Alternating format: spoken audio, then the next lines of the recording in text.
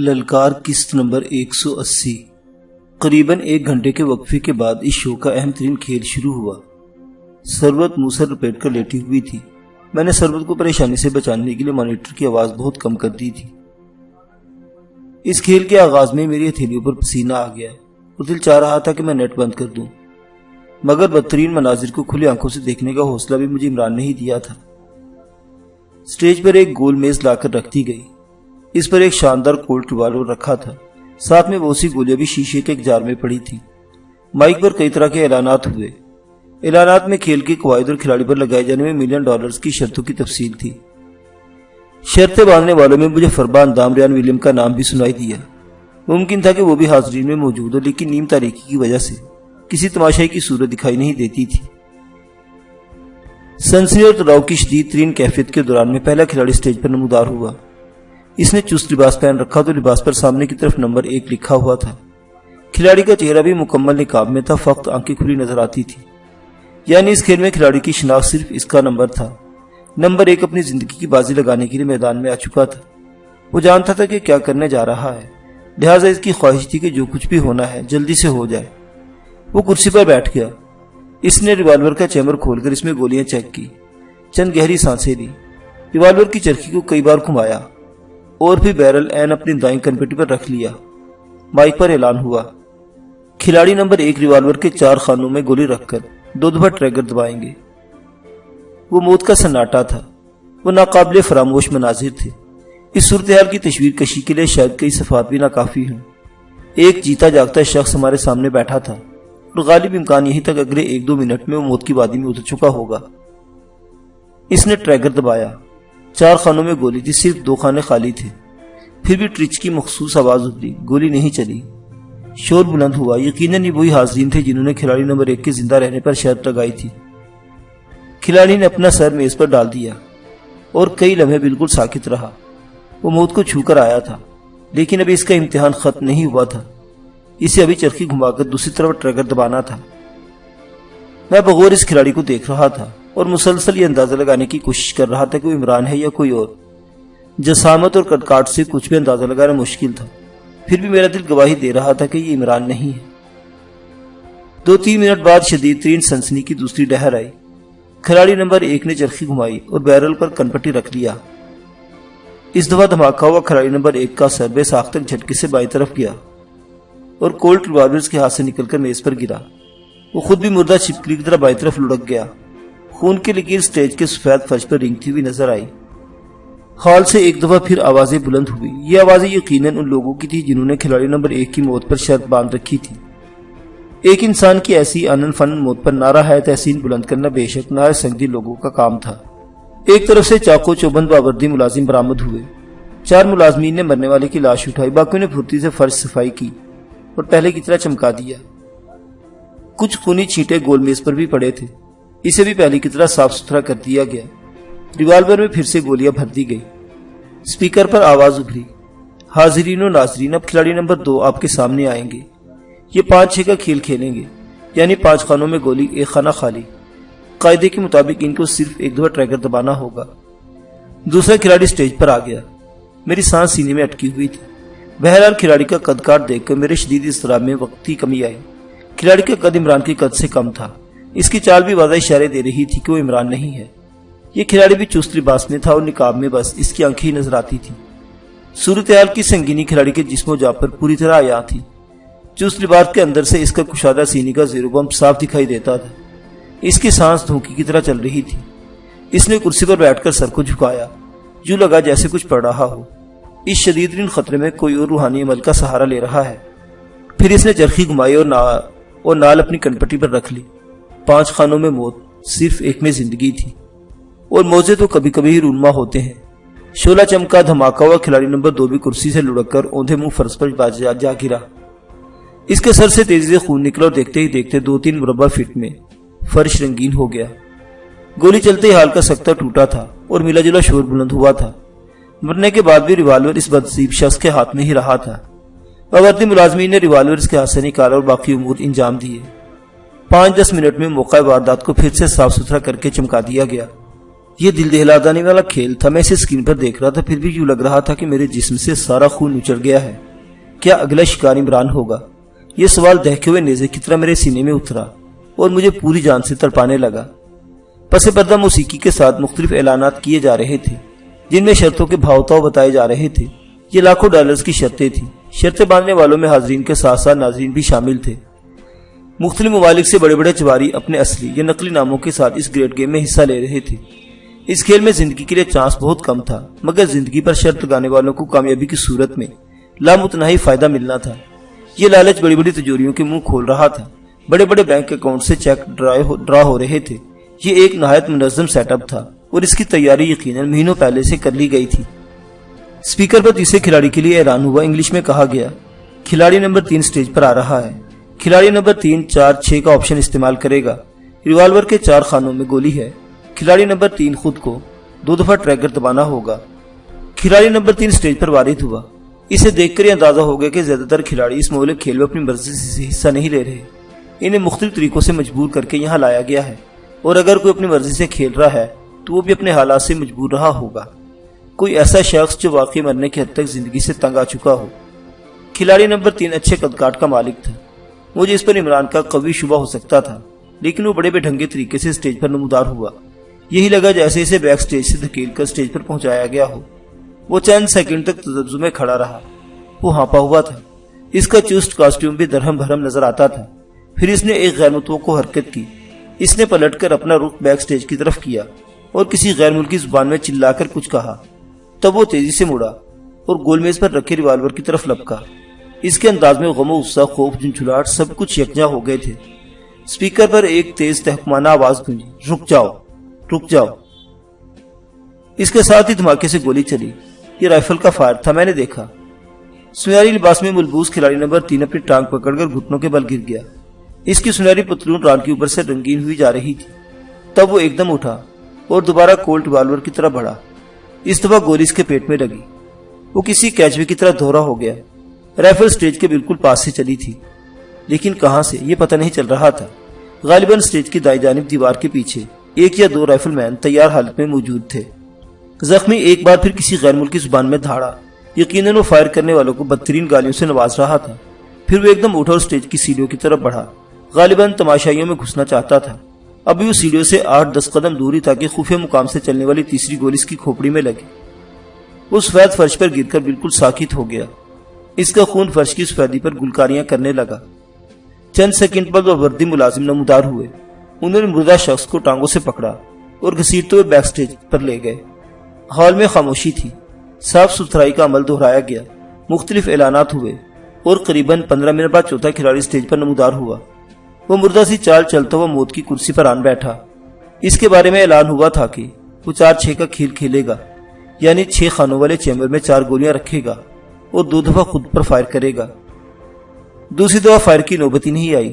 پہلی گولی اس کے بھیجے میں گھس گئی اور وہ آنن فانن ایک جیتے جاگتے انسان سے لاش میں تبدیل ہو گیا. اگلا تقریباً 1.5 گھنٹہ میری زندگی کا مشکل ترین وقت تھا. میں اپنی آنکھوں کو پتھر محسوس کر رہا تھا. جسم پسینے سے تر ہو چکا تھا. دل گاہے بگاہے وحشی گھوڑے کی طرح سرپٹ ہو جاتا تھا. اس دوران میں نے صرف 2 بار اپنی جگہ سے حرکت کی. جب نیٹ بند ہوا اور میں نے اسے پھر سے آن کیا. سروت نے ایک بار بھی اسکرین کی طرف نگاہ نہیں اٹھائی تھی. وہ چادر اوڑھ کر دیوار کی طرف منہ کیے لیٹی تھی. اسی طرح لیٹی لیٹی سے 2-3 بار مجھے روحاں سے آواز میں مخاطب کیا اور کہا تھا، تابش بند کر دیں اسے، کیوں تکلیف دے رہے ہیں خود کو. میں بند نہیں کر سکتا تھا. نہ چاہنے کے باوجود دیکھنے پر مجبور تھا. یہاں میرا یار تھا اور موت کے منہ میں تھا. اگلے 1.5 گھنٹے میں مزید 14 کھلاڑیوں نے اس خونی کھیل میں حصہ لیا. ان کھلاڑیوں میں سے کئی ایسے تھے جن پر مجھے عمران ہونے کا شبہ ہوا اور ان کی موت پر میری رگوں میں خون منجمد ہوا. میرے دل نے کام کرنا چھوڑا. زندگی کے اس تماشے میں جو پہلا کھلاڑی زندہ بچا اس کا نمبر 9واں تھا. اس نے 4 خانوں میں گولی رکھ کر 2 بار ٹریگر دبانے والا آپشن استعمال کیا. دونوں دفعہ ریوالور کے اندر سے ٹرچ کی آواز آئی. حال میں ایسا قیامت خیز شور بلند ہوا کہ کئی منٹ تک کان پڑی آواز سنائی نہیں دی. زندہ بچ جانے والا بھی خود خوشی سے رقصا تھا. وہ گاہے بگاہے فرش پر 2 زانوں بیٹھ جاتا اور مسرت کے عالم میں اپنے ہاتھ فرش پر مارتا. اس کی جیت نے بے شمار لوگوں کو کنگال کر دیا تھا اور بہت سو کو دولت میں غرق بھی کر ڈالا تھا. وہ خود بھی پلکتے جھپکتے میں نہ جانے کتنی دولت سمیٹ چکا تھا. کیا یہ عمران ہے؟ میرے دل کی آس میرے اندر کی آواز بن کر ابھری. میں नकाब पोश का एक एक अदा का जायजा लेने लगा। दिल बेतरा धड़क रहा था। कुछ देर बाद अनाउंसर ने कामयाब होने वाले खिलाड़ी नंबर 9 को स्टेज के वस में खड़ा किया और इसकी निकाब कुशाई की। मुझे मेरे सवाल का जवाब मिल गया कि वो इमरान है या नहीं। वो इमरान नहीं था, ये एक सियाफाम था। अनाउंसर ने पुकार कर कहा, स्टीफन डोरे फ्रॉम ब्राजील। हाल तालियों नारों से गूंज उठा था। देर तक गूंजता रहा। टोटल 18 खिलाड़ियों में से जो दूसरा खुशकिस्मत मौत के बेरहम पंजों से महफूज रहा, वो खिलाड़ी नंबर 19 था, यानी इस खेल का आखिरी खिलाड़ी। इस खिलाड़ी का असल नंबर तो 18 था, लेकिन 13 नंबर को मनहूस ख्याल करके इसे नंबर की फहरिस्त में रखा ही नहीं गया था। इस आखिरी खिलाड़ी को 5 खानों में गोली रखकर सिर्फ एक दफा ट्रैकर दबाना था। इसने 3-4 मिनट के नहायत सनसनीखेज और जागसल मरहलों के बाद ट्रैकर दबाया। रिवाल्वर से ट्रच की जिंदगी बख्श आवाज निकली और इसने सारे हाल को घुमाकर रख दिया। जीतने वालों की फलक शिकाफ नारों से दरोदीवार गूंजने लगे। बाकी सब एलानात और इंकशाफात भी वैसे ही थे जैसे खिलाड़ी नंबर 9 के जिंदा बच जाने के बाद हुए थे। मेरा गला बिल्कुल खुश्क हो चुका था। होंठों पर पपड़ियां जमी थी। लगता था कि जान मेरी आंखों में टिकी हुई है। ये बच जाने वाला खिलाड़ी कौन था? इसकी जिसामत इमरान जैसी ही थी। ये इमरान था, ये इमरान था। अगर ये इमरान नहीं था तो फिर क्या था? इस क्या के आगे एक ऐसी गहरी तारीकी थी जिसे लफ्जों में बयान करना मुमकिन नहीं।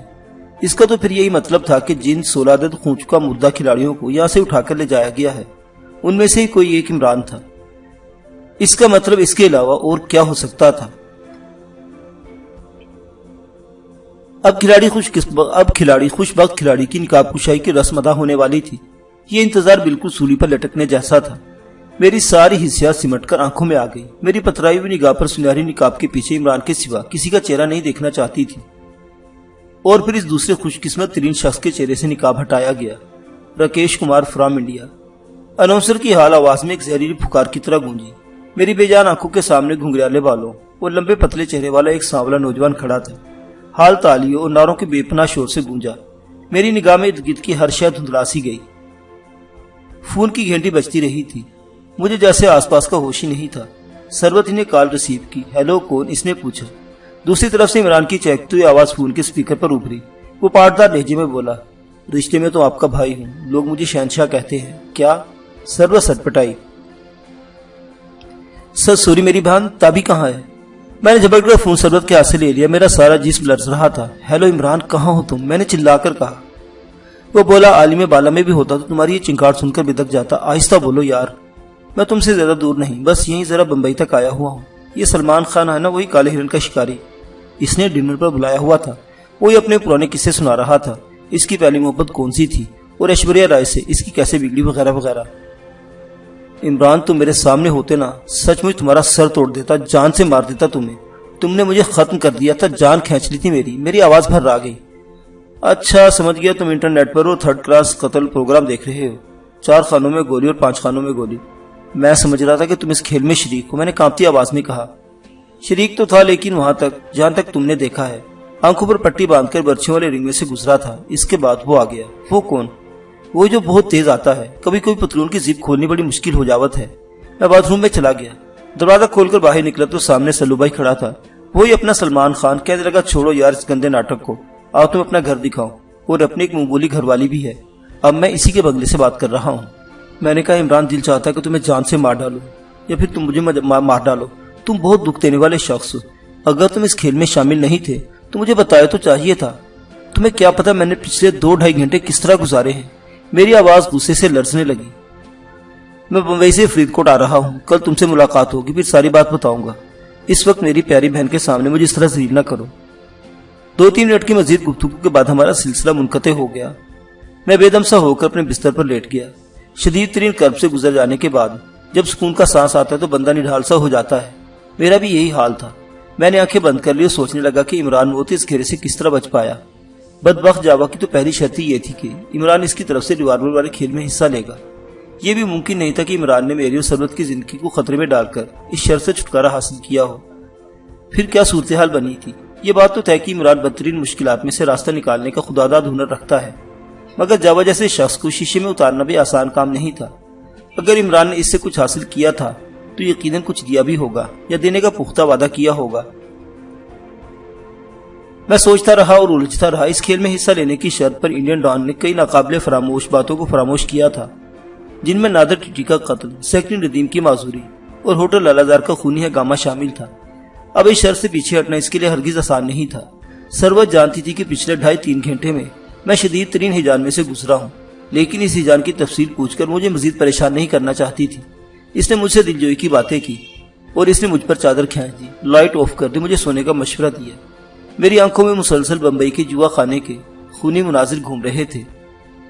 اگلے روز دوپہر کے بعد جب سربت اور میں اپنی اپنی سوچوں میں گم خاموش بیٹھے تھے اور شاید سوچ رہے تھے کہ اس بوجھل خاموشی کو کیسے توڑا جائے، تو مختصر کھڑکی کا تختہ سلائڈ کر کے کھلا۔ میرا خیال تھا کہ حسب معمول دوسری طرف پریم چوپڑا کی چوڑی ناک اپنا جلوہ دکھائے گی، لیکن دوسری طرف عمران کا مسکراتا چہرہ تھا۔ ہیلو تابی، ہیلو سربت، وہ بولا، کیسے ہیں آپ دونوں؟ سربت نے اسے دیکھ کر اس بات میں سر ہلایا۔ میں منہ پھلائے کھڑا رہا۔ اس وقت میں اندر اور وہ باہر نہ ہوتا تو ہم دونوں میں یقیناً زبردست قسم کی کشتی ہو جاتی، جس میں ہم دونوں کو چھوٹی بڑی چوٹیں آتی۔ سربت اور عمران میں یہ پہلی تفصیلی ملاقات تھی۔ دونوں ایک دوسرے کو چند فٹ کی دوری سے دیکھ رہے تھے۔ عمران کے چہرے پر حیرت جلوہ گر ہوئی۔ وہ ہکلایا، میری نگاہیں دھوکہ تو نہیں کھا رہی؟ آپ سربت ہی ہے نا؟ سربت تعجب سے مجھے دیکھنے لگی۔ میں نے کہا، اتنی حیرت کیوں ہو رہی ہے تمہیں؟ وہ بولا، آج ان کو دیکھا اور اتنے قریب سے اور سکون سے دیکھا ہے۔ ان کو دیکھ کر مجھے اپنی چھوٹی بہن غزال یاد آ گئی ہے۔ ان کی شکل بڑی ملتی ہے غزال سے، بس تھوڑا سا فرق ہے آنکھوں کا اور قد کاٹ کا۔ وہ کافی صحت مند تھی۔ وہ مجھے بڑے پیار سے امو بھائی جان کہا کرتی تھی۔ آہ! ایک دم وہ خاموش ہو گیا۔ وہ یکٹک سربت کو گھورتا رہا۔ اس کی آنکھوں میں ہلکی سی نمی تھی۔ سربت خاموش رہی، لیکن پھر سے رہا نہ گیا۔ آپ کی بہن کہاں ہے عمران صاحب؟ جہاں سے کوئی واپس نہیں آتا۔ 13-14 سال کی تھی جب وہ ہمیں چھوڑ کر چلی گئی۔ بس چند دن کا بخار رہا اور اسے اپنے ساتھ لے گیا۔ ہم اکٹھے کھیل کود کر بڑے ہوئے تھے۔ بچپن میں وہ مجھے گود میں اٹھائے پھرتی تھی۔ سربت نے حیرت سے عمران کو دیکھا۔ آپ تو کہہ رہے تھے کہ وہ آپ سے چھوٹی تھی۔ ہاں چھوٹی تھی، لیکن میں نے بتایا نا کہ وہ کافی صحت مند تھی۔ میں اس کے سامنے بالکل چھوٹا سا لگتا تھا، بچونگڑا سا۔ اس نے ٹھنڈی ٹھار سانس بھری۔ میں جانتا تھا کہ اس کی کوئی بہن نہیں تھی۔ وہ عادت کے مطابق سربت کو گولی دے رہا تھا۔ اگلے 2-3 منٹ تک وہ سربت کے ساتھ بڑی سنجیدگی اور روانی سے اپنی بہن غزال کی ہی باتیں کرتا رہا۔ اس کی آنکھوں میں آنسو چمکنے لگے۔ زبردست اداکار تھا۔ میں بڑی مشکل سے اسے ٹریک پر واپس لایا۔ میں نے کہا، عمران، یہ ساری گفتگو تو بعد میں بھی ہو سکتی ہے۔ فی الحال میں تم سے 2-4 بہت ضروری باتیں کرنا چاہتا ہوں۔ ضروری باتیں تو مجھے بھی کرنی ہے تابی۔ چلو میں کوشش کرتا ہوں کہیں بیٹھ کر اطمینان سے بات کر سکیں۔ کتنی دیر؟ بس 10-15 منٹ میں، اس نے کہا، اور تب ایک بار پھر بڑی محبت سے سربت کو دیکھنے لگا۔ سربت گڑبڑا گئی۔ وہ بولا، سربت، پتا ہے میرا دل کیا چاہتا ہے؟ میرا دل چاہتا ہے کہ تمہیں سربت کے بجائے سروال کہہ کر پکاروں۔ سروال؟ اس کا کیا مطلب ہے؟ سربت نے پوچھا۔ سربت اور غزال کی جمع سروال۔ مجھے لگ رہا ہے کہ میری کھوئی ہوئی بہن مجھے مل گئی ہے۔ رسمی کلمات ادا کر کے وہ کھڑکی سے پردے ہٹ گیا۔ یہ کس قسم کا آدمی ہے؟ سربت نے کہا، بہت عجیب اور بہت انوکھا۔ میں سچ کہتا ہوں سربت، تم سے دور ہونے کے بعد میں مرنے کی حد تک مایوس ہو چکا تھا۔ سونے پر سہاگا یوک کے سیٹ سراج کے گنڈوں سے لڑائی ہوئی۔ میں اپنی جان لینے کا ارادہ کر چکا تھا۔ اس وقت یہ بندہ رحمت کے فرشتے کی طرح میرے سامنے آیا۔ اس نے مجھے جینے کا، حالات سے ٹکرانے کا اور پھر جیتنے کا حوصلہ پیدا کیا۔ اس نے اب تک کی مشکلات میں قدم قدم پہ میرا ساتھ دیا ہے سربت، اور صرف میں ہی نہیں، وہ ہر مصیبت زدہ کے کندھے سے کندھا ملانے کے لیے ہر وقت تیار رہتا ہے۔ وہ بہت خوش بخت بھی ہے سربت۔ کبھی کبھی تو لگتا ہے کہ خطرے اس کی حفاظت کرتے ہیں۔ روپیہ پیسہ اس کے ہاتھ کا میل ہے۔ لاہور شہر میں درجنوں نہیں سینکڑوں ضرورت مند ہوں گے جن کے گھروں کے چولہے اس کی مدد سے جلتے ہیں۔ اس کا سینہ انسان دوستی اور ہمدردی سے بھرا ہوا ہے سربت۔ وہ اب بھی ہمارے لیے بہت کچھ کر رہا ہے۔ جاوا جیسے شخص کو شیشے میں اتارنا کوئی آسان کام نہیں تھا۔ پتہ نہیں اس کے لیے وہ کیا قیمت دے رہا ہے۔ ان کے والدین، والد اس کی کم عمری میں ہی فوت ہو گیا تھا۔ والدہ بچھڑ کی چیز آج تک ڈھونڈ رہا ہے۔ کبھی ایک لڑکی سے محبت ہوئی، دونوں نے ایک دوسرے کو ٹوٹ کر چاہا، مگر ایک دوسرے کے نہ ہو سکے۔ لڑکی کی شادی ہو گئی، پھر اپنے شوہر کی گولی سے زخمی ہو کر مر گئی۔ شادی نہیں کی اب تک انہوں نے؟ شادی تو نہیں کی، لیکن اب برسوں بعد ایک لڑکی اس کی زندگی میں آ چکی ہے۔ شاہین نام ہے اس کا۔ جس سرکس میں عمران پرفارم کرتا تھا وہ بھی وہی تھی۔ دھیرے دھیرے دونوں ایک دوسرے کے قریب ہو چکے ہیں۔ آپس میں لڑتے بھی بہت ہیں، لیکن ایک دوسرے کو چاہتے بھی ہیں۔ خاص طور سے شاہین تو 1000 جان سے فدا ہے اس پر۔ ہاں، نصرت نے مجھے بتایا تھا کہ فراور عاطف کے ساتھ ایک شوق سی لڑکی بھی رہتی ہے۔ آپ کے دوست کی گرل فرینڈ ہے۔ ہاں یہ وہی ہے، بہت اچھی فنکارہ ہے، لیکن اس کے ساتھ ساتھ امور خانہ داری بھی خوب جانتی ہے، باتوں باتوں میں دل موہ لیتی ہے۔ اسی دوران میں مختصر کھڑکی کی دوسری طرف کھٹپٹ ہوئی، کھڑکی کھلی، وہی ناپسندیدہ چوڑی ناک کر نظر آئی۔ چوپڑا نے حسب معمول پھکار کر احکامات جاری کیے۔ یہ سارا عمل ہم کئی بار دہرا چکے تھے۔ سربت نے میرے ہاتھ میں الٹی ہتکڑی میں جکڑے स्लाइडिंग दरवाजा खुला और फिर बंद हो गया। मैं चोपड़ा के साथ इमरान से मिलने चल दिया। इमरान इस खूबसूरत इमारत की बालाई मंजिल पर था। फरीदकोट कोई जदीद शहर नहीं था, लेकिन इस इमारत पर जदीद शहरों से बढ़कर सरमाया खर्च किया गया था। ये जावा के एक अमीर कबीर मुकामी शख्स की रहायशगाह थी। जैसा कि बाद में मालूम हुआ, ये फरबा अंदाम शख्स कपास का एक बहुत बड़ा ताजिर था। मैं इमारत की बालाई मंजिल पर पहुंचा तो मुझे वो मनहूस फ्रीजर याद आए और इनमें पड़ी हुई इंसानी लाशें भी। जी मालिश करने लगा। चंद राहदारियों के से गुजर कर हम एक स्लाइडिंग दरवाजे के सामने पहुंचे। चोपड़ा के साथी ने एक बटन दबाया, स्टील का दरवाजा बेआवाज खुल गया। दरवाजा खुलते ही मैंने ताज्जुब खेज मंजर देखा। एक मजबूत जंगले की दूसरी जानिब दोनों देवहैकल रीछ नजर आ रहे थे। हिवानी गोश्त के पहाड़ जिन्हें देखकर दिलो दिमाग पर हैबत तारी होती थी। एक रीछ कुशादा पिंजरे के एक गोशे में सो रहा था, दूसरा जंगले के करीब था। पिंजरे में मुख्तलिफ सब्जी और गोश्त के बचे कुछ टुकड़े पड़े थे। सारे चैम्बर में अजीब सी हैवानी बू फैली हुई थी। जंगले से बाहर 2-3 आरामदेह कुर्सियां रखी थी। एक कुर्सी पर इमरान नीम दराज और सिगरेट फूंक रहा था। आओ जिगर आओ, तुम्हारा ही इंतजार था। उठकर खड़ा हुआ और अपनी बाहें फैला दी। हम एक दूसरे से बगलगीर हुए। वो चुप था। मेरी आंखों में हल्की सी नमी आ गई। ये नमी अपने साथी राजा के लिए थी। राजा जो कल तक हमारे कंधे से कंधा मिलाए मुश्किलात का मुकाबला कर रहा था, आज हमारी दुश्मनी का शिकार होकर मनो मट्टी के नीचे सो रहा था। हमने जुदा होकर एक दूसरे की तरफ देखकर कुर्सियों पर बैठ के राजा के दुखने में कुछ देर के लिए खामोश कर दिया। आखिर इमरान ने गहरी सांस ली और मेरे कंधे पर हाथ रखकर बोला, राजा, माजी की कहानी है ताबी। हाल और मुस्तकबिल की मुश्किल हमारे सामने खड़ी है। अब हम इनके बारे में सोचना है। राजा के साथ जो हुआ वो मेरी और सरबत की वजह से हुआ ना। हम यूसुफ को ढूंढना चाहते थे। किसके साथ क्या होता और क्यों, इसका मामला कुदरत बेहतर जानती है। बहरहाल वो हमारे कंधे से कंधा मिलाकर चल रहा था। हम इसे याद रखेंगे। इसके मरने की उम्र नहीं थी। तुम्हारे मेजबानों गोविंदर सिंह और आशा कौर के मरने की भी क्या उम्र थी। यहाँ उम्र का कोई हिसाब नहीं है ताबी, ना ही दुनिया से जाने की कोई तरतीब है। तुम सुनाओ, सरबत कैसी है? गोविंदर और आशा के जिक्र पर मुझे फिर वो मनहूस फ्रीजर याद आ गया जिसे मैं गोविंदर और आशा और रोहिल की लाशें देखी थी। वो जगह यहाँ से ज्यादा दूर भी नहीं थी। मुझे झुरझुरी सी आ गई। मैंने कहा, इमरान, इस कोठे में बहुत कुछ अजीबोगरीब हो रहा है। मेरी समझ में कुछ नहीं आ रहा। मसलन क्या? मसलन इन जानवर को ही देखो, इतने बड़े रीछ हैं, मैंने कभी नहीं देखे, और ना ही इतने खूंखार। ये यहाँ क्यों है? क्या ये जावा के पालतू है? वो आवाज दबाकर बोला, ऐसी बुरी चीजें किसी बुरे बंदे की ही पालतू हो सकती हैं। परसों उन्होंने अपने रखवाले को मार डाला है, लेकिन वो जूनियर रखवाला था। असल रखवाला कहीं गया हुआ था और वो बेहाली लड़की भी बेचारी जख्मी हुई। मैंने सब देखा था इमरान।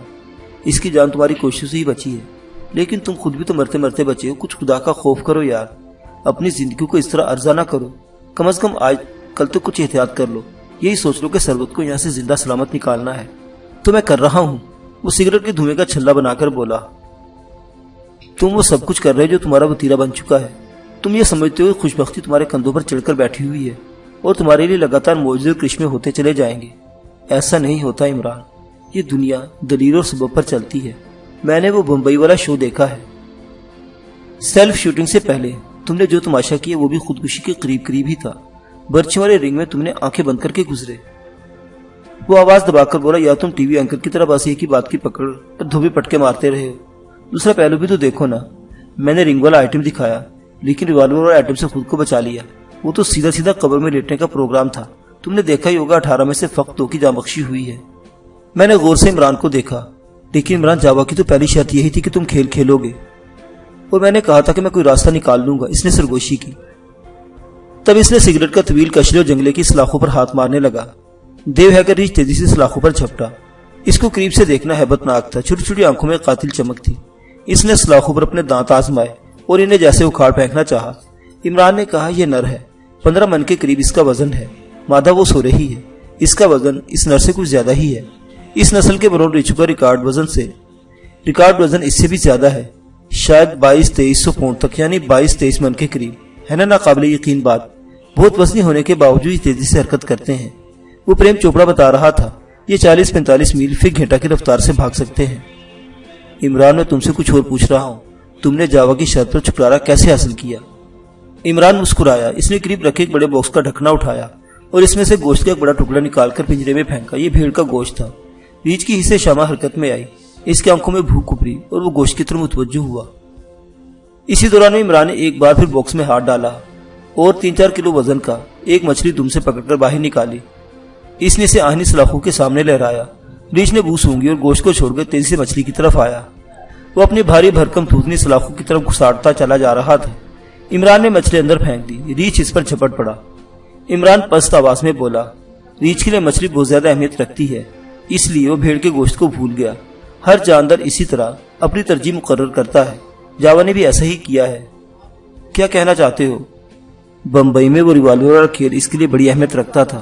یہ لاکھوں ڈالرز کی لاٹری تھی، لیکن جب جاوا کو اس سے بھی زیادہ فائدہ بخش کام نظر آیا تو وہ یہ لاٹری بھول گیا۔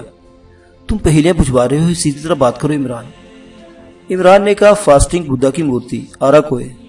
آراکوئے میں حیرت زدہ تھا۔ ہاں، میں نے جاوا سے آراکوئے کا وعدہ کیا ہے۔ آراکوئے تمہارے پاس ہے؟ پاس ہوتا تو اس وقت سر کے بل ناچ نہ رہا ہوتا، لیکن مجھے پورا یقین ہے کہ ہم اسے حاصل کر لیں گے۔ میں نے جاوا کو اس کی ضمانت دی ہے۔ میں سناٹے میں تھا۔ آراکوئے ہے کہاں؟ میں نے پوچھا۔ ڈاکٹر مہناز کے پاس۔ وہ ڈاکٹر مہناز کہاں ہے؟ ہمارے آس پاس ہی ہے۔ تمہارا مطلب ہے یہاں فرید کوٹ میں؟ نہیں یار، انڈیا میں۔ عمران نے کو سگریٹ کا گہرا کش لے کر پرسوچ انداز میں چھت کو گھورنے لگا۔ اس سے میں کیا سمجھوں؟ کیا تم جانتے ہو کہ مہناز اس وقت کہاں ہے؟ میرا مطلب ہے کہ تم جاوا کو اتنی بڑی گارنٹی دے رہے ہو۔ پتہ تو نہیں، لیکن پتہ چلنے والا ہے۔ وہ وثوق سے بولا، کس طرح؟ انگلینڈ میں میرے رہنے والے ایک ہمدرد کے ذریعے۔ میری سمجھ میں کچھ نہیں آ رہا، نہ ہی آئے تو اچھا ہے۔ ابھی تم اپنا سارا دھیان ثروت پر رکھو یار۔ تم ابھی اسے اپنا نہ سکے تو پھر یہ ڈوب مرنے کا مقام ہوگا۔ سمجھو میں ڈوب چکا ہوں عمران، میں نے یاسر سے کہا۔ لگتا ہے کہ وہ بہت دور جا چکی ہے مجھ سے۔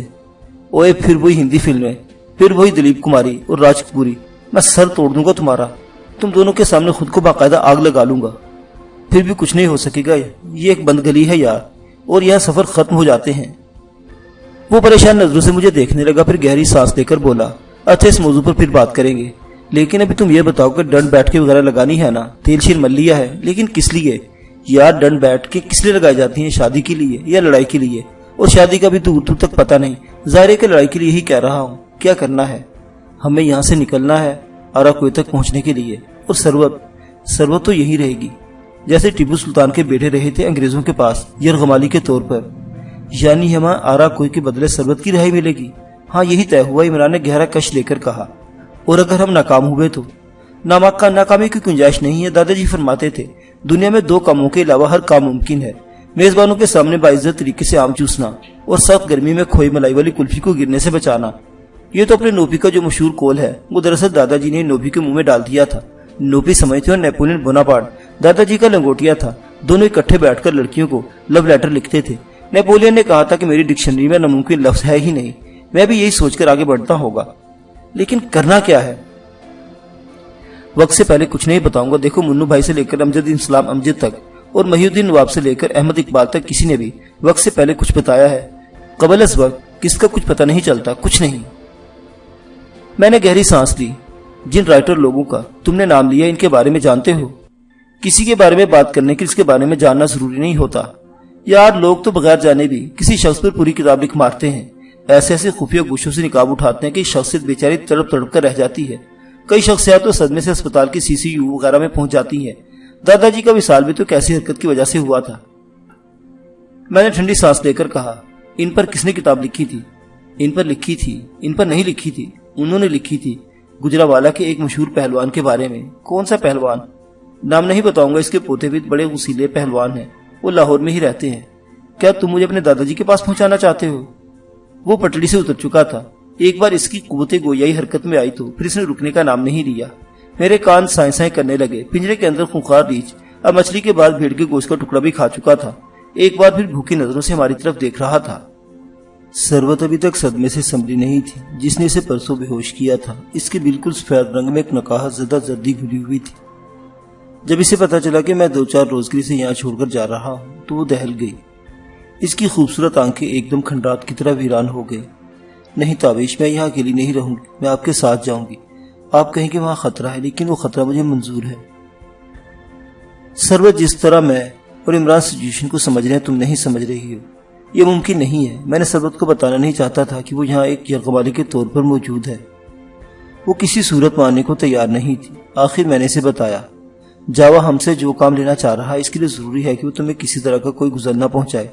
اس نے گارنٹی دی اور جاوا جیسے لوگ ایسی گارنٹیوں کا پاس کرتے ہیں۔ وہ بڑی زود فہم تھی، سمجھ گئی کہ میری بات کے پیچھے کیا ہے۔ میری آنکھوں میں دیکھتے ہوئے بولی، میرا یہ اندازہ درست ہے کہ یہ شخص مجھے اپنے پاس رکھ کر آپ کو کسی بہت خطرناک کام کے لیے مجبور کر رہا ہے۔ پلیز تابش، آپ اس کے چکر میں نہ آئے۔ اگر آپ کو کوئی خطرہ ہی مول لینا ہے تو پھر اس بندے کے چنگل سے نکلنے کے لیے مول لیں۔ سربت، ہم نے سب کچھ ناپ تول لیا ہے۔ جو رسک ہم لے رہے ہیں وہ اس رسک سے بہت چھوٹا ہے جو ہم یہاں سے نکلنے کی کوشش میں لیں گے۔ تم اپنے دماغ کو ان سوچوں سے تکلیف مت دو، بس تم دعا کرو اور حوصلہ رکھو، سب ٹھیک ہو جانا ہے۔ اور یہ بھی مت سمجھو کہ تم یہاں بالکل اکیلی رہو گی۔ عمران نے تمہاری کمپنی کا بندوبست بھی کر دیا ہے۔ ایک دبنگ خاتون یہاں تمہارے پاس رہے گی، بہت ہوشیار اور جیدار۔ تمہارا وقت اچھا گزرے گا۔ اس کے ساتھ کس کی بات کر رہے ہیں؟ میڈم صفورہ، وہ بھی آرا کوئی کے لیے بھاگ دوڑ کرنے والوں میں شامل رہی ہے۔ بھانڈ اسٹیٹ میں وہ ہماری ساتھی تھی، اب وہ بھی عمران کے ساتھ یہاں آئی ہے۔ ابھی تھوڑی دیر بعد وہ یہاں تمہارے پاس پہنچ جائے گی۔ ویسے بھی میں اور تم ہر وقت رابطے میں رہیں گے۔ جاوا سے بات ہو گئی ہے، میڈم صفورہ اپنا سیل فون اپنے ساتھ رکھ سکے گی۔ میں اس پر وقتاً فوقتاً تم سے رابطہ کرتا رہوں گا۔ کافی دیر کی بحث کے بعد آخر میں سربت کو آمادہ کرنے میں کامیاب ہو گیا۔ میڈم صفورہ اسی بلڈنگ میں عمران کے ساتھ موجود تھی۔ پروگرام کے مطابق وہ سربت کے پاس پہنچ گئی۔ وہ حسب معمول پینٹ اور شرٹ میں ملبوس تھی۔ بھانڈل اسٹیٹ میں اس کا سر مون دیا گیا تھا، لیکن اب ہمیشہ کی طرح بوائے کٹ بال اس کی پیشانی پر لہرا رہے تھے۔ اپنی چھوٹی بہن کی موت کی وجہ سے وہ عمران کی جانی دشمن رہی تھی، مگر اب دوسرے لوگوں کی طرح وہ بھی عمران کی گرویدہ تھی۔ زرگاہ میں عمران نے جس طرح اس کے زخم پر ہونٹ رکھ کر سانپ کا زہر چوسا تھا اور اس کی جان بچائی تھی، وہ ناقابل فراموش تھا۔ میڈم صفورہ مجھ سے باقاعدہ گلے ملی اور پھر سربت کو بھی گلے سے لگا کر اس کا سر چوما۔ اس کی آنکھوں میں نمی دیکھ کر بولی، بالکل پریشان نہیں ہونا ڈیئر، سمجھو تابش کہیں نہیں جا رہا، وہ یہیں تمہارے پاس ہے۔ ہم بہت اچھا وقت گزاریں گے۔ پھر وہ مجھ سے مخاطب ہوئی، اب یہاں کھڑے کیوں، کیا پرابلم ہے؟ کیا جانے کو دل نہیں چاہ رہا؟ اس کے لہجے میں شوخی تھی۔ بس چلتا ہوں، میں نے کہا۔ وہ سرورت کو بغور دیکھ کر بولی، مجھے نہیں پتا سرورت ڈیر کہ تم دونوں میں اب کیا تعلق ہے، لیکن جب میں بھانڈل اسٹیٹ میں تھی تو تمہارے ساتھ ایک زبردست قسم کا غائبانہ انٹروڈکشن ہو چکا تھا۔ تابش سب کچھ بھول چکا تھا لیکن تمہارا نام نہیں بھولا تھا۔ یہ راتوں کو اٹھ کر جنگل میں بھاگتا تھا اور تمہارا نام لیتا تھا۔ سلطانہ اس کو پکڑ کر لاتی تھی۔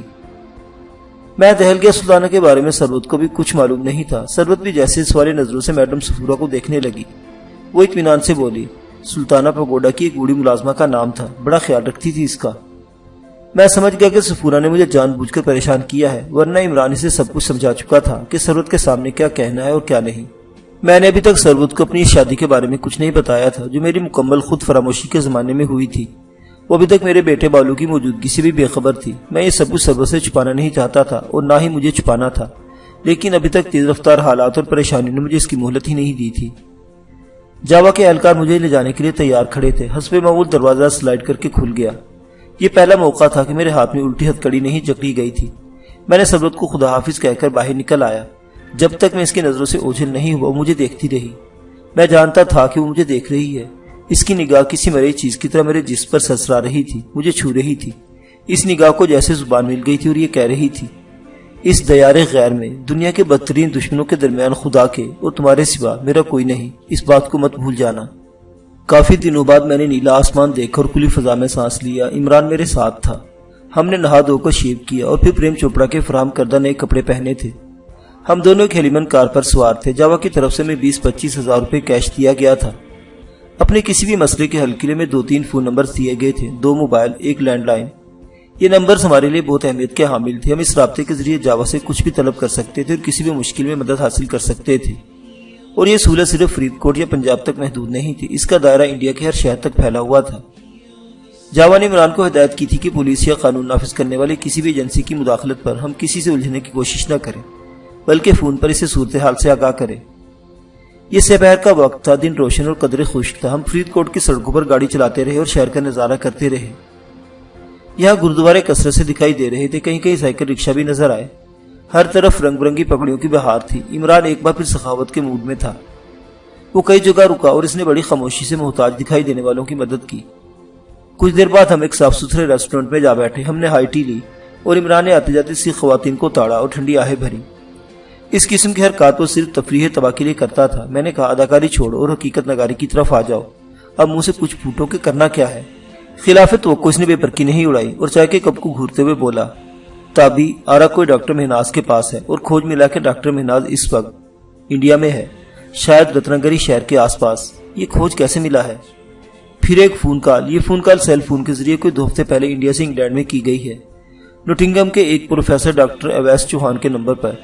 इन डॉक्टर साहब ने बाबे जलाली को इत्तला दी है। ये डॉक्टर साहब जानते थे कि डॉक्टर महनाज जलाली के फार्म में रह रही है और इसका इलाज मुआवजा कर रही है। कॉल किसने की? डॉक्टर महनाज ने। प्रोफेसर डॉक्टर चौहान पाकिस्तानी है और उस मेडिकल कॉलेज में पढ़ाते हैं जहां से डॉक्टर महनाज ने MBBS किया था। क्या बात हुई दोनों में? यही तो मसला है कि बात हो ही नहीं सकी। डॉक्टर महनाज बस चंद फिक्रे ही बोल पाई, सिलसिला मुनक़ते हो गया। क्या कहा इसने? यही कि वो रत्नागिरी में है, बड़ी मुश्किल में है, इसे मदद की जरूरत है। प्रोफेसर चौहान ने इससे पूछा कि वो किस जगह है, उसका जवाब नहीं दे सकी। वो जलाली साहब के सेहत के बारे में पूछ रही थी जब फोन बंद हो गया। मैंने पूछा डॉक्टर महनाज के साथ इसका एक क्लास फेलो डॉक्टर भी तो था। हाँ डॉक्टर रसाम, लेकिन इस बारे में महनाज ने कोई बात नहीं की। हैरानी की बात है, डॉक्टर महनाज को लाहौर, रावलपिंडी वगैरह में ढूंढते रहे और वो यहाँ रत्नागिरी में पाई जा रही है। वो करती क्या फिर रही है?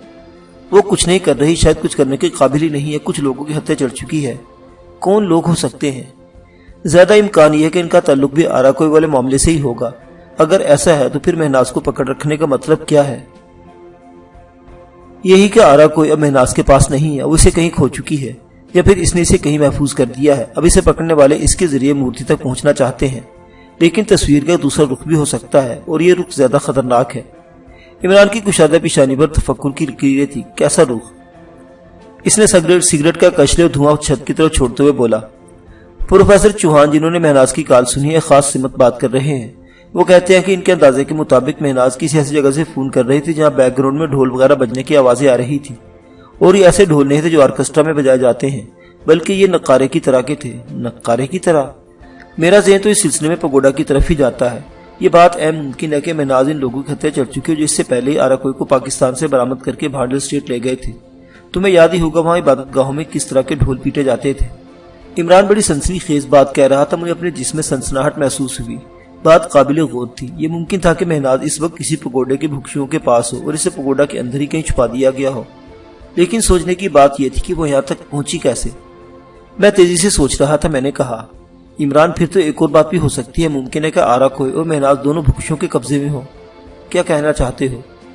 पहले भी तो ऐसा हो चुका है। भुक्षुओं ने न सिर्फ आराकोई बरामद किया, बल्कि आराकोई के साथ साथ मुझे, मैडम सफूरा और दीगर लोगों को मुजरिम गर्दान कर अपने साथ पाकिस्तान से भांडेल ले गए। भांडेल में आराकोई चुराने की सजा दी गई, पगोडा का जबरी खादिम बना दिया गया। मुमकिन है कि महनाज को भी किसी ऐसी सजा के लिए कहीं बंद रखा हो।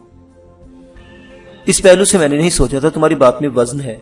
हो सकता है कि मूर्ति और महनाज दोनों इन लोगों के पास हो। मैंने गहरी सांस ली। पता नहीं क्या शय है ये महनाज। बूढ़े जलाली के इलाज में इतना आगे चली गई कि इससे शादी कर बैठी।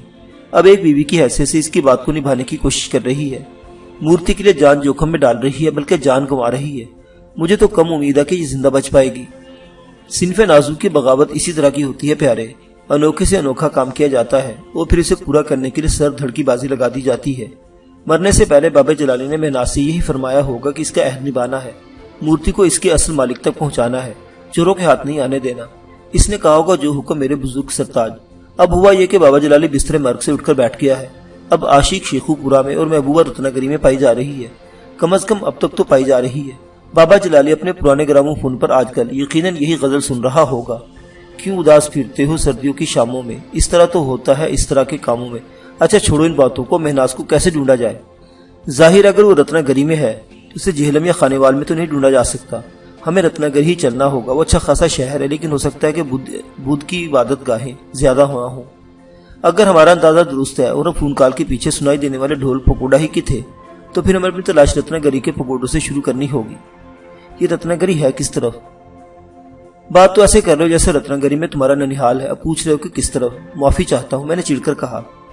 हम मीडिया वाले हैं, हमने तौहीन चैनल पर बड़े बड़ों से माफी मंगवाई है। वो मुस्कुराकर कदरे संजीदा होकर बोला, ये महाराष्ट्र का एक साहिली शहर है। बंबई से बस के जरिए 6-6.5 घंटे का सफर है। वहाँ एयरपोर्ट नहीं है, बाई रोड ही जाना पड़ेगा। बंबई में उतरेंगे, वहां से बस पकड़ेंगे। मैंने मौजू बदलते हुए कहा, जावा को पता है कि तुम्हें आराकोई के हवाले से कुलियो हाथ आया है? कभी कभी बिल्कुल घावड़ हो जाते हो। जावा को बता दिया तो फिर अपने हाथ क्या रह जाएगा? इसे कुछ नहीं बताया, सिर्फ यही बताया कि आराकोई को ढूंढने को इसके मुंह पर मारेंगे। मेरा ख्याल है मैं देर नहीं करनी चाहिए। अगर महनाज को इस इलाके से कहीं और पहुंचा दिया गया तो काम और मुश्किल हो जाएगा।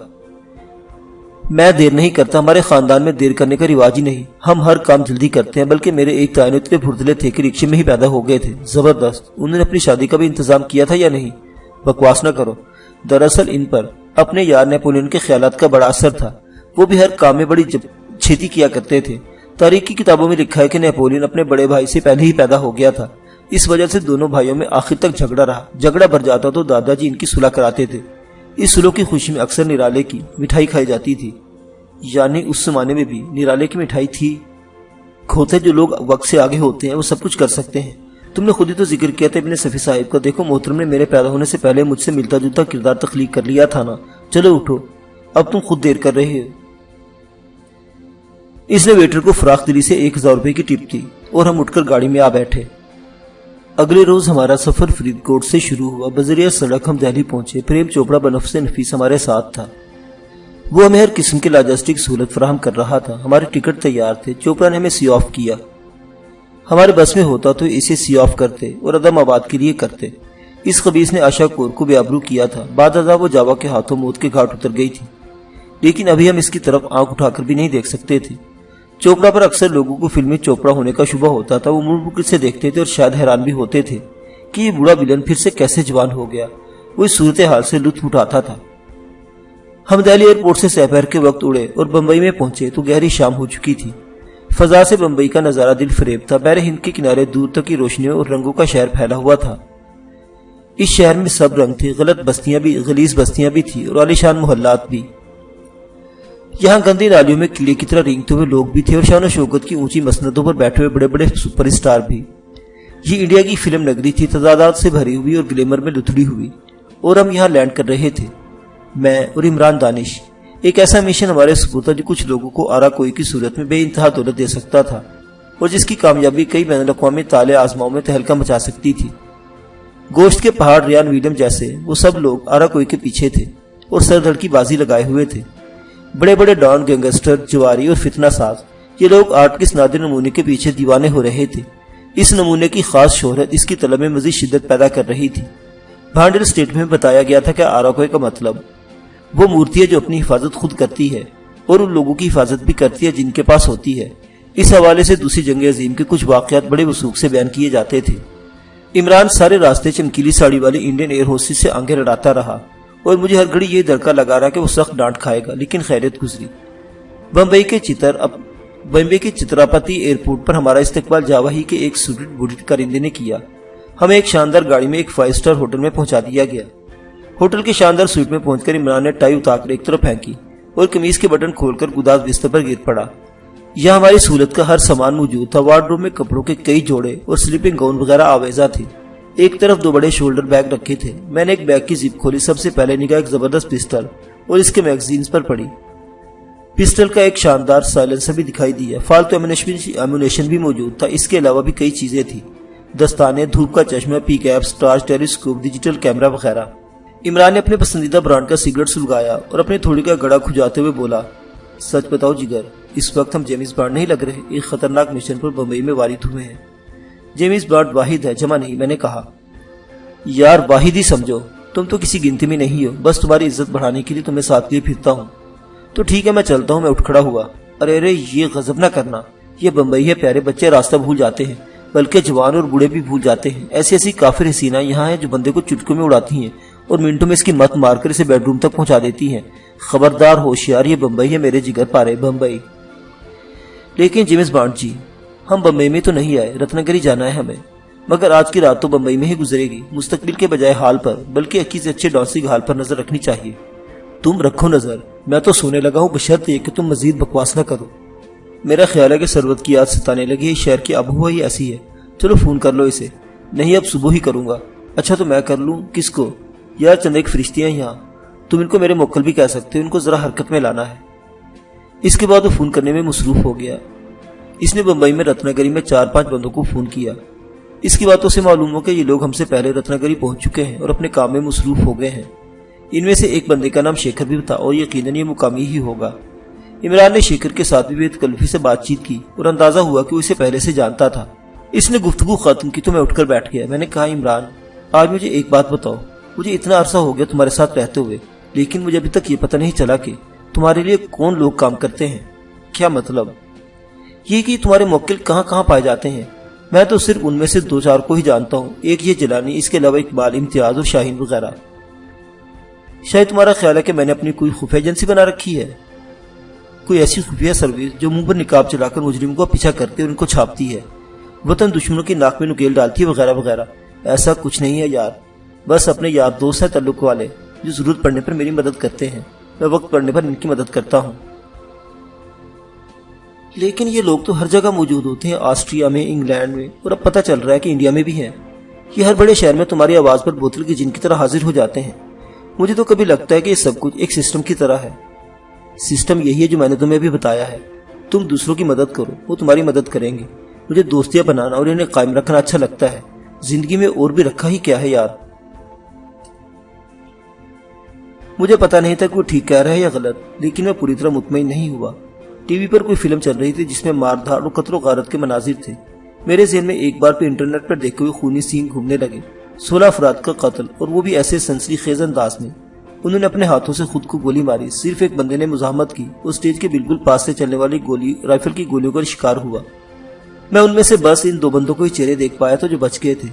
मैं इस बारे में इमरान से मजीद तफसीलात पूछना चाहता था, लेकिन वो हर बार तरह देख गया। इसी दौरान में अचानक मेरी निगाह खिड़की से नीचे होटल के सहन में गई। एक गाड़ी पार्किंग में खड़ी थी। इसकी पिछली नीचे पर एक लड़की बैठी थी। 2-3 मॉडर्न लड़कियां कुछ फासले पर खड़ी हुई इश्तियाक से गाड़ी में बैठी लड़की को देख रही थी और चिमगोइयां कर रही थी। मैंने ध्यान से कार सवार लड़की को देखा और चौंक गया। वो मशहूर एक्ट्रेस ऐश्वर्या राय थी। ऐश्वर्या राय या फिर इसकी हमशक्ल। तब मेरी निगाह इसकी सब साड़ी पर पड़ी। ये खूबसूरत साड़ी मैंने पहले भी देखी हुई थी। सरहदी गांव में जब चौधरी अनवर की पीली हवेली में ऐश्वर्या राजा को शीशे में उतारने की कोशिश कर रही थी, यही शानदार साड़ी इसके जिस्म पर थी। इसी दौरान में कार सवार ऐश्वर्या राय किसी बात पर मुस्कुराई। इस मुस्कुराहट में पहले भी देख चुका था। ये असली ऐश्वर्या राय वाली मुस्कुराहट से कुछ मुख्तलिफ थी। मुझे यकीन हो गया कि ये वही स्वीटी उर्फ ऐश्वर्या है जिसे पहले शेखुपुरा में और फिर इंडियन बॉर्डर के करीब चौधरी अनवर के गांव में देख चुके हैं। मैंने इमरान को देखा, वो भी लड़की को देख चुका था। मैंने कहा, इमरान, मेरी नजर धोखा नहीं खा रही, ये वही लड़की ऐश्वर्या की हमशक्ल, ये पाकिस्तान से यहाँ आई है। इमरान ने जल्दी से अपना बैग खोले, इसमें से टेलीस्कोप निकाली। वो बड़े ध्यान से लड़की को देखने लगा। फिर इसने टेलीस्कोप मेरी तरफ बढ़ाई। मैंने फोकस दुरुस्त करके देखा। वह मोबाइल फोन सुन रही थी। इसके चेहरे पर चमक थी। मुझे 100% यकीन हो गया कि ये वही स्वीटी है जो जावा और सुल्तान चिट्टे की साथ थी। मैंने इमरान को इस बारे में बताया। वो तेजी से उठ खड़ा हुआ। इसने अपना शोल्डर बैग कंधे से लटकाया और बोला, आओ इसका पता करें। इसने मुझे कुछ कहने का मौका ही नहीं दिया। मेरा बाजू पकड़कर करीबन खींचते वो स्वीट में से निकल आया। हम फर्स्ट फ्लोर की सीढ़ियां फलांगते हुए नीचे पहुंचे। जिस गाड़ी में हमें होटल तक पहुंचाया गया था वो यही पार्किंग में मौजूद थी और इसकी चाबी इमरान के पास थी। हम गाड़ी तक पहुंचे और इसे कुछ आगे ले आए। स्वीटी और ऐश्वर्या वाली सफेद गाड़ियां हरकत में आ चुकी थी, ताहम खुशकिस्मती से ज्यादा दूर नहीं गई थी। सफेद गाड़ी सड़क पर पहुंची और फिर ट्रैफिक के सैले रवा में शामिल हो गई। हम इसके पीछे तो अपने ताकुब से बाखबर रहने की भी कोशिश कर रहे थे। जल्द ही हमें अंदाजा हो गया कि हमारा ताकुब नहीं हो रहा, बस ये खतरा था कि हम रश में सफेद गाड़ी कहीं खो न दे। लेकिन ताकुब करने वाला इमरान था। इसकी उकाबी नजर और ड्राइविंग में ऐसी चाबुकदस्ती से बचना आसान नहीं था। नहायत मुश्किल ट्रैफिक के बावजूद हम किसी न किसी तरह सफेद गाड़ी के पीछे लगे रहे। गाड़ी एक नई रिहायशी इलाके में दाखिल हुई और एक इमारत के गेट में चली गई। हमने अपनी गाड़ी इमारत के गेट से कुछ फासले पर एक मिनी मार्केट के सामने रोक दी। मार्केट में खरीदारों की आमदोरफ्त थी। किसी ने पर तवज्जो नहीं थी। कुछ देर तक गाड़ी में बैठने के बाद हम बाहर निकले। टहलते हुए इमारत के सामने से गुजरे। किसी सरकारी ठेकेदार अनिल मोहरा के नाम की प्लेट लगी हुई थी। कोठी के पोर्च में रोशनी थी। गेट के निचले हिस्से से कुत्ता हरकत करता हुआ नजर आया। इसके सिवा कोई नकलो हरकत नहीं थी। हमने एक शॉप से नारियल पानी पिया, फिर एक स्नैक बार से सब्जी के रोल लिए और वहीं सड़क पर खड़े खड़े खाए। इस तमाम वक्त में हमारी निगाहें कोठी के गेट पर ही लगी रही। इमरान को शायद तवक्को थी कि स्वीटी और ऐश्वर्या राय जल्दी कोठी से निकलेगी और हम दोबारा इसका पीछा कर सकेंगे, लेकिन अमलन ऐसा नहीं हुआ। हम दोबारा गाड़ी में आ बैठे। आखिर मैंने कहा, इमरान यार, हम अपनी लाइन से हट रहे हैं। हमें सुबह रत्नागिरी के लिए निकलना है। वहां इससे कहीं ज्यादा जरूरी काम हमारा इंतजार कर रहे हैं। यार, इतनी खूबसूरत पाकिस्तानी लड़की यहाँ बदनीयत अजनबियों के दरमियान है। हमें इसके बारे में जानने का हक है। मेरा ख्याल है कि इसके पाकिस्तानी होने से ज्यादा इसको खूबसूरत होना तुम्हारे लिए ज्यादा अहम है। जो भी समझो, लेकिन जस्तजू करना हमारा हक है। ये हक इस्तेमाल करते हुए अब 2 घंटे होने वाले हैं। ये ना हो कि सबको इस्तेमाल करते करते हम अपनी रत्नागिरी वाले फर्ज से गाफिल हो जाए। ये कोई भोली भाली देहाती मटियार नहीं, होशियार चालाक लड़की और मुंबई में किस्मत आजमाई की अपनी मर्जी से जावा वगैरह के साथ यहाँ आई है। इसके बारे में ज्यादा फिक्रमंद होने की जरूरत नहीं। इसके बारे में अगर तुम्हें ज्यादा ही तजस्सुस है तो बाद में जावा से मालूम कर लेना। 2-4 मिनट में मैंने इमरान को नीम रजामंद कर लिया। हम कोठी के सामने से रवाना होने के बारे में सोच ही रहे थे कि कोठी का गेट खुल गया। हम अलर्ट हो गए। हमें तवक्को थी कि स्वीटी और ऐश्वर्या राय अपनी गाड़ी से बाहर आ रही है, लेकिन ऐसा नहीं हुआ। कोई गाड़ी कोठी से नहीं निकली। हाँ, एक गाड़ी दाखिल जरूर हुई। وہ تیزی سے اور سیدھی اندر چلی گئی۔ غالباً گاڑی کی آمد سے پہلے ہی گیٹ کیپر کو علم تھا کہ گاڑی آ رہی ہے۔ گاڑی کی شیشے رنگدار تھے۔ گاڑی جب گیٹ میں داخل ہو رہی تھی، ایک لمحے کے لیے، صرف ایک لمحے کے لیے ہمیں ایک منظر کی جھلک نظر آئی۔ یہ جھلک شاید کسی اور نے نہ دیکھی ہو، لیکن ہم دونوں چونکہ گہری نظروں سے گاڑی کو تاڑ رہے تھے، اس لیے ہم دیکھ پائے۔ گاڑی کا پچھلا دروازہ تیزی سے کھلا، مگر تھوڑا سا کھل کر دوبارہ کھٹاک سے بند ہو گیا۔ دروازے کی کھلنے بند ہونے کے درمیان ہم نے گلابی کپڑوں والی کسی عورت کی جھلک دیکھی۔ وہ جیسے گاڑی سے باہر نکلنا چاہ رہی تھی، لیکن کسی نے دروازہ بند کر کے اسے زبردستی روک دیا تھا۔ ہائے، یہ کیا تھا؟ عمران نے دیدے گھمائے۔ کوئی گڑبڑ لگ رہی ہے۔ عمران خاموش رہا، پھر سگریٹ کا طویل کش لے کر بولا، اب تو یہاں رکنا ضروری ہو گیا ہے۔ یقیناً کوئی چکر چل رہا ہے یہاں۔ رکنے سے کیا ہوگا؟ تو پھر اندر چلتے ہیں۔ کس طرح؟ ڈھونڈ لیتے ہیں کوئی راستہ۔ میں نے کہا، تم بھی جانتے ہو عمران کہ ایشوریا اور دوسری لڑکی کو یہاں لانے والا جاوا ہی ہے۔ یا جو کچھ بھی ہو رہا ہے جاوا کی زیر نگرانی ہو رہا ہے۔ اگر ہم مداخلت کریں گے تو جاوا کا رد عمل کیا ہوگا؟ اس نے تو ہمیں رتناگری جانے کے لیے روانہ کیا تھا۔ جاوا صاحب کمینے کو کچھ پتا چلے گا تو پھر ہے نا؟ کیا مطلب؟ مطلب تمہیں بتاتا ہوں، پہلے مجھے اس کوٹھی کے ایک راؤنڈ لگانے دو۔ اس نے گاڑی سٹارٹ کی اور بغلی سڑک سے گزر کر ہم کوٹھی کے عقب میں آ گئے۔ یہاں تکون کی شکل کا ایک چلڈرن پارک تھا۔ پارک میں لائٹس کا انتظام نہیں تھا اور وہ سنسان پڑا تھا۔ کوٹھی کی ایک دیوار پارک کی دیوار سے ملتی تھی۔ عمران نے اچھی طرح جائزہ لیا، پھر بولا، چلو اندر گھستے ہیں۔ کس طرح؟ سلیمانی ٹوپی پہن کر، ہم کسی کو نظر نہیں آئیں گے۔ اس نے شولڈر بیگ کی زپ کھولی، اس میں سے جدید پسٹل نکالا، اس پر سائلنسر فٹ کیا اور 2 فالتو میگزین جیب میں ڈال دیے۔ تب اس نے بیگ کے اندر سے 2 نقاب نکالے۔ ایسے نقاب میں سے فقط آنکھیں ہی دکھائی دیتی اور چہرے کو گردن تک ڈھانپ لیتا تھا۔ یہ اسکائی ماسک بڑے باریک میٹیریل کے بنے ہوئے تھے۔ ان میں 3 سوراخ بنے ہوئے تھے۔ عمران نے بتایا تھا کہ انہیں 3 ہول والا بلاک لاوا بھی کہا جاتا ہے۔ عمران نے نقاب چڑھایا اور پھر میرے چہرے پر بھی چڑھا دیا۔ یہ تجربہ زندگی میں پہلی بار ہو رہا تھا۔ ہم کار کو لاک کر کے اترے۔ دیوار 10 فٹ کے قریب بلند تھی۔ عمران کو اس پر چڑھنے میں کوئی دشواری پیش نہیں آ سکتی تھی۔ اس نے پہلے مجھے ہاتھ کا سہارا دے کر اوپر چڑھایا، پھر خود چڑھایا۔ ہم بے آواز اندر گراسی لان میں کودے۔ اچانک اندھیرے میں ایک سایہ حرکت کرتا نظر آیا۔ میرا دل اچھل کر رہ گیا۔ ہم کوٹھی میں موجود ارسیشین کتے کو فراموش کر چکے تھے۔ کم از کم میں تو فراموش کر چکا تھا۔ میری نگاہوں میں وہ جان خیز منظر گھوم گیا جب کچھ عرصے پہلے میں اور فتح محمد شیخو پورہ کے قریب انڈسٹریل ایریا کی کوٹھی میں داخل ہوئے تھے اور سلطان چٹا کے خوخار کتوں نے ہم پر حملہ کیا تھا۔ کتا تیزی سے ہمارے پاس آیا۔ اس کی آواز بلند اور انداز جارحانہ تھا، لیکن پھر ایک دم ہی اس کے تیور بدل گئے۔ میں نے دیکھا عمران سے بچکار رہا تھا، پھر وہ کتے کے بالکل قریب چلا گیا۔ اس کی گردن سہلانے لگا، اس کی تھوتنی پر ہاتھ پھیرنے لگا۔ اس کے جادو نے کام دکھایا۔ چند ہی سیکنڈ بعد کتا بالکل نارمل نظر آنے لگا۔ اس کے اوپر کو اٹھی ہوئی دم لٹک گئی۔ پھر وہ کسی نادیدہ چیز کا پیچھا کرتا ہوا لان کے درختوں کی طرف چلا گیا۔ یہ سب کچھ ناقابل یقین لیکن میری آنکھوں کے سامنے تھا۔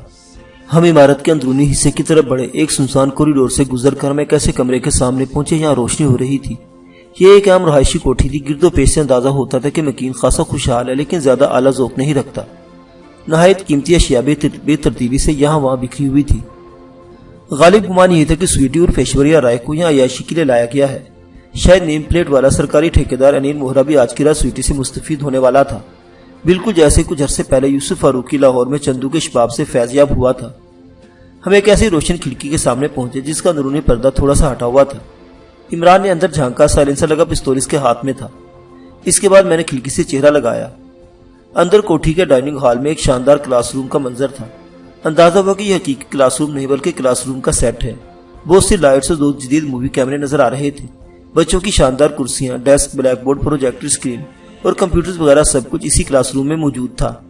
2 افراد اس سیٹ پر چکرا رہے تھے، تاہم اداکار وغیرہ کوئی دکھائی نہیں دیتا تھا۔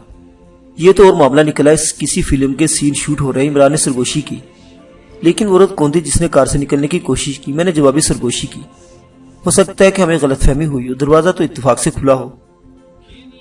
مگر 2-3 منٹ بعد عمران کا یہ اندازہ غلط ثابت ہو گیا۔ ہمیں سویٹی اور ایشوریا رائے نظر آئی۔ اس نے ایک ٹائٹ ساڑی باندھ رکھی تھی، کندھے پر شولڈر بیگ تھا۔ سیٹ پر لانے سے پہلے اس کا مناسب میک اپ بھی کیا گیا تھا۔ ابھی کوئی 2 گھنٹے پہلے جب ہم نے سویٹی اور ایشوریا رائے کو ہوٹل کی پارکنگ میں دیکھا تھا، وہ کافی خوش و خرم تھی، مگر اب صورتحال بالکل برعکس نظر آتی تھی۔ وہ بالکل گمسم تھی۔ اس کی کاجل بھری آنکھوں میں پریشانی اور ہراس کے سوا کچھ نہیں تھا۔ لگتا تھا کہ اسے بہت مجبور کر کے یہاں تک پہنچایا گیا ہے۔ گول چہرے والا ایک فربا اندام گنجا پائپ پی رہا تھا اور کیمرہ مین کو مختلف ہدایات دے رہا تھا۔ دیگر 2-3 افراد بھی اس کی ہدایت پر عمل کر رہے تھے۔ معلوم ہو کہ یہ شخص اس فلم کا ہدایت کار ہے۔ کچھ دیر بعد اس نے سویٹی اور ایشوریا رائے کو مخاطب کرتے ہوئے کہا، اپنا اسکرپٹ سمجھ لو۔ یہ ممبئی کی hi fi English medium school ہے۔ شہر کے باحیثیت ترین لوگوں کے بچے یہاں پڑھتے ہیں۔ تم ایشوریا رائے اپنے ایک دوست کے بچے کو داخل کرانے کے لیے یہاں آئی ہو۔ प्रिंसिपल का शोहर जो दरअसल इस स्कूल चेन का मालिक भी है, शराब के नशे में धूत दफ्तर में बैठा है। वो दफ्तर का अंदरूनी दरवाजा खोलकर तुम्हें इस खाली क्लासरूम में ले आता है। सब कुछ बड़े नेचुरल अंदाज में शूट होगा, बेहद नेचुरल अंदाज में, जैसे किसी खुफिया कैमरे से रिकॉर्ड किया गया है। हकीकत का रंग भरने के लिए कभी कभी तुम दोनों जुज़वी तौर पर फ्रेम से आउट भी हो जाओगे, यानी सिर्फ तुम्हारा बालाई या नीचे का धड़ कैमरे में नजर आएगा। हम बाहर से उभरने वाली बेढंगी आवाजों को भी डबिंग में शामिल करेंगे। बात समझ रही हो ना तुम? स्वीटी उर्फ ऐश्वर्या खामोश थी। इसने सर झुका रखा था। डायरेक्टर ने गौर से की तरफ देखा और गर्ज कर बोला, ए आंसू क्यों बहा रही हो? किसी का देहांत हो गया है तेरे खानदान में? स्वीटी एकदम फूट फूट कर रोने लगी। से डायरेक्टर के सामने हाथ जोड़ दी, प्लीज राज साहिब प्लीज, मुझसे सब कुछ नहीं होगा, मैं नहीं कर सकती। क्यों नहीं कर सकती हरामजादी, क्यों नहीं? फिल्मों में काम करने के लिए आई थी यहाँ, तुझे फिल्मी ले रहे हैं ना? ऐसी फिल्मों के लिए नहीं आई थी। मैं कहीं मुंह दिखाने के काबिल नहीं रहूंगी, प्लीज मुझे माफ कर दे। कुत्ते की बच्ची बात वैसे कर रहे जैसे किसी मंदिर की पवित्र गोपी हो। क्या क्या नहीं हुआ तेरे साथ? कितने लोग तेरे शरीर को शराबी कुत्तों की तरफ मोड़ते रहे हैं। अब ये कैमरे के सामने हो जाएगा तो कौन सा आसमान ढह जाएगा? मम मेरे लिए तो आसमान ढह ही जाएगा जी। मेरी बदनामी के इश्तिहार लग जाएंगे। मम मैं कैसे जाऊंगी पाकिस्तान? तूने वहां जाकर करना भी क्या है? यहीं पर तेरी 5 उंगलियां घी में और सर कड़ाही में जाने वाला है। तेरे लेख चमकने वाले हैं चंद्रमुखी। डायरेक्टर राज ने दांत पीसकर कहा, फिर मेकअपमैन से बोला, चलो दोबारा करो इसकी टीचिंग। बेड़ा गर्क कर लिया आंखों का ट्रस बहाकर। अब सब कुछ वाज़ेह हो रहा था। स्वीटी और ऐश्वर्या को यहाँ किसी अयाश की शब रंगीन करने के लिए नहीं लाया गया था। ये और ही चक्कर था। अब वो रो पीट रही थी और ठीक रो पीट रही थी। वो दूसरी लड़की जो कार में यहाँ लाई गई तो जिसने कार में से निकलने की कोशिश की थी, यकीनन इसका मामला भी यही था। अब क्या करना है? मैंने इमरान के कान में सरगोशी की। कुछ भी है, पाकिस्तानी इसको बचाना है, इमरान बोला। इससे पहले कि हम मजीद कुछ सोचते या करते, अंदर का मंजर कुछ तब्दील हुआ। डायरेक्टर राज के सेल फोन पर कॉल है। वो खिड़की के करीब खड़ा हुआ था। इसकी आवाज हम तक साफ पहुंच रही थी। इसने कॉल रिसीव की। हेलो। वो एकदम अटेंशन और मुअद्दब हो गया। जी सारू साहब, मैं बोल रहा हूँ। जी जी, ओह ये कैसे हुआ? राज के चेहरे पर तारीकी सी फैल गई।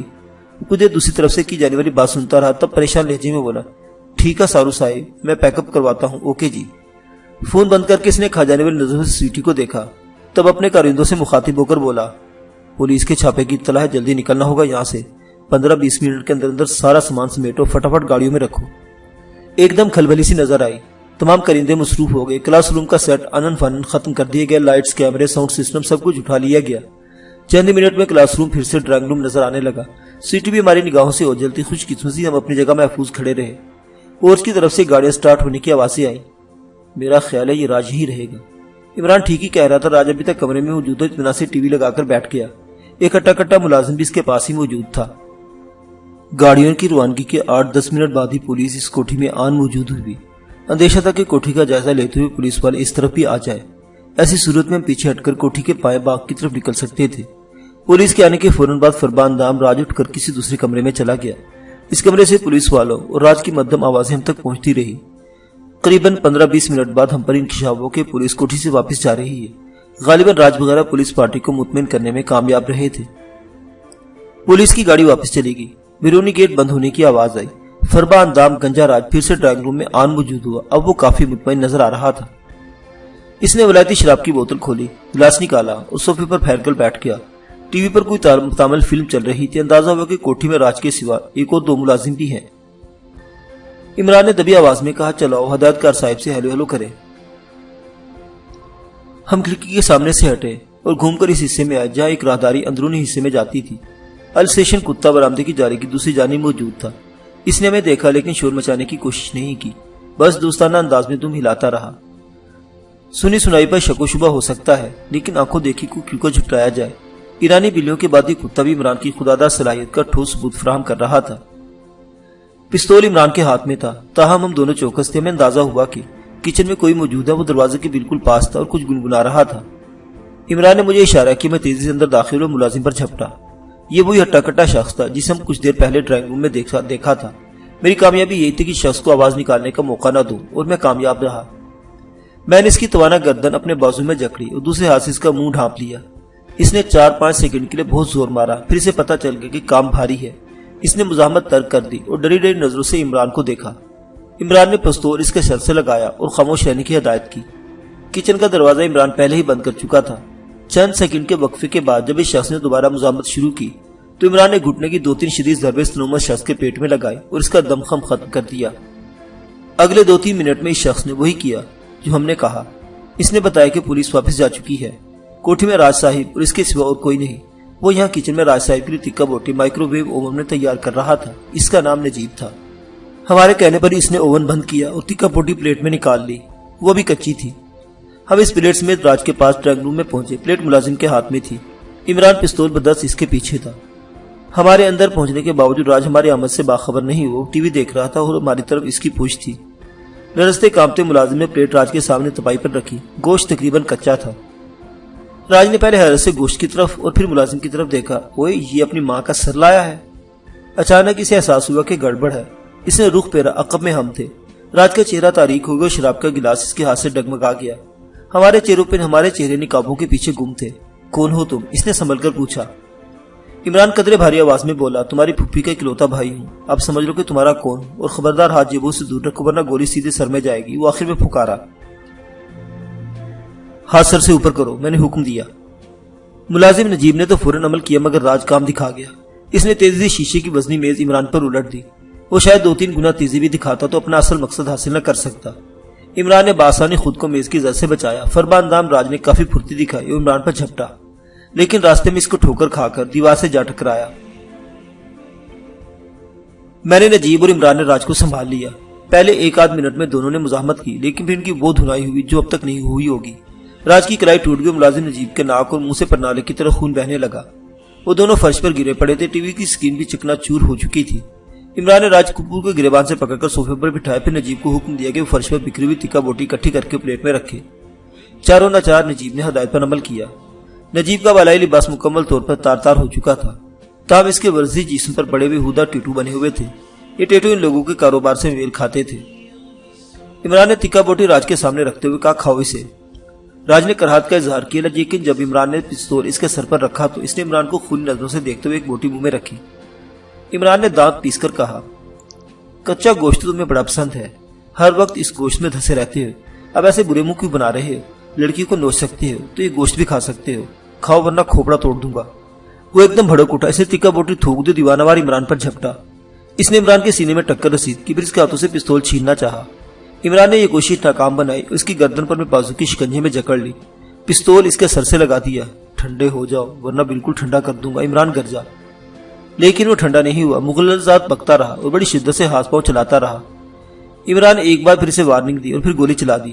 گولی اس کے سر میں لگی تھی۔ 1 سیکنڈ میں راج نے اپنے ہاتھ پاؤں پھینک دیے۔ اس کی دیوانی مزاحمت یوں ختم ہوئی جیسے کبھی تھی ہی نہیں۔ سائلنسر لگے پستول سے زیادہ آواز بھی نہیں آئی تھی۔ عمران نے بے پرواہی سے اس کی لاش فرش پر پھینکی اور اب پستول ملازم نجیب کے سر پر رکھ دیا۔ ہاں، تمہیں بھی ٹھنڈا ہونا یا کچھ بکنا ہے؟ نجیب کا چہرہ زرد ہو چکا تھا، اس کی پھٹی پڑی نظریں اپنے باس ہدایت کر راج کی لاش پر مرکوز تھی۔ ساری زندگی ایکشن اور کٹ کہنے والی کی اپنی زندگی کا سین پہلے ہی ٹیک میں اوکے ہو چکا تھا۔ معزز سامعین حضرات، یہ داستان ابھی جاری ہے، بقیہ واقعات اگلی قسط میں۔ دیکھتے رہیے اردو داستان۔ اللہ حافظ۔